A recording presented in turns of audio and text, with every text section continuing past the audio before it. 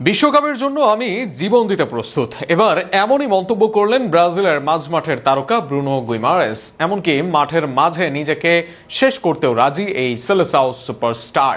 সাম্প্রতিক সময়ে এক সাক্ষাৎকারে এমনটাই বলেন ব্রুনোর সেই সাক্ষাৎকার ও তার ব্রাজিলের প্রতি ডেডিকেশন নিয়ে থাকছে প্রতিবেদন।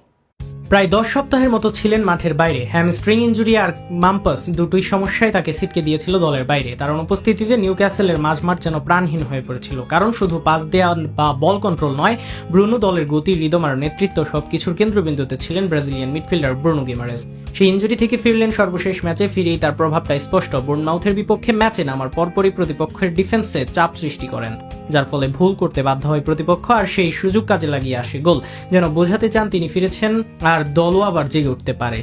মাঝে ব্রাজিলের হয়ে অ্যাসাইনমেন্ট মিস করেছেন। ইনজুরির কারণে মার্চে মাঠে নামা হয়নি ব্রাজিলের হয়ে। তবে সেলেসাওদের নিয়ে চিন্তা মাথা থেকে ঝেড়ে ফেলেননি এই মিডফিল্ডার। উল্টো তাদের প্রতি এবার নিজের জীবন উৎসর্গ করার কথাও বলেন তিনি। এমনকি ব্রাজিলের জার্সি পরার স্বপ্নের বলেও মত দেন তিনি।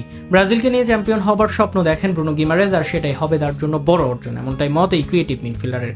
এছাড়া ব্রাজিলের অবস্থা, সম্ভাবনা ও ক্রিয়েটিভিটি নিয়েও কথা বলেন এই তারকা ফুটবলার। খেলোয়াড়দের জন্য এটা শেষ খাবার বলেও মন্তব্য করেন তিনি। গ্লোবো এক্সপোর্টে এক সাক্ষাৎকারে এমনটা বলেন গিমারেজ। সেখানে ব্রাজিলের হয়ে বিশ্বকাপ জেতাও দলের অবস্থা নিয়ে বলেন, আমাদের খেলোয়াড়দের উপর দাবি নির্ভর করছে, তাহলে এটা আমার কাছে শেষ খাবারের মতো। আমি এর জন্য নিজের জীবনও দিতে প্রস্তুত। ব্রাজিলের জন্য মাঠে মরতে হলেও আমি রাজি, কারণ বিশ্বকাপে ব্রাজিলের জার্সি পরা সবসময় আমার সবচেয়ে বড় স্বপ্ন। আমরা যদি চ্যাম্পিয়ন হতে পারি, যা সত্যি আমি বিশ্বাস করি, তাহলে সেটা হবে অবিস্মরণীয় কিছু। ব্রাজিলের সাম্প্রতিক অবস্থা নিয়ে ব্রুনো বলেন, ব্রাজিল সাম্প্রতিক সময়টা কিছু অস্থির ছিল। কোচ, প্রেসিডেন্ট, সব জায়গায় অনেক পরিবর্তন হয়েছে, অনেক কিছু ঘটেছে, আর আমরা এখনো কার্লো আনচেলত্তির সঙ্গে দ্রুত মানিয়ে নেওয়ার চেষ্টা করছি। সব মিলিয়ে তার কথায় ফুটে ওঠে এক ধরনের তীব্র দায়বদ্ধতা। দেশের জন্য খেলা যেন জীবনের জন্য সবচেয়ে বড় অর্জন, যার জন্য করতে পারবেন যে কোনো কিছু। আর যদি তার সেই লড়াই, সে আবেগ ব্রাজিল দলেও ছড়িয়ে পড়ে, তাহলে হয়তো আবারও বিশ্বমঞ্চে জ্বলে উঠবে সেলেসাওদের হলুদ জার্সি।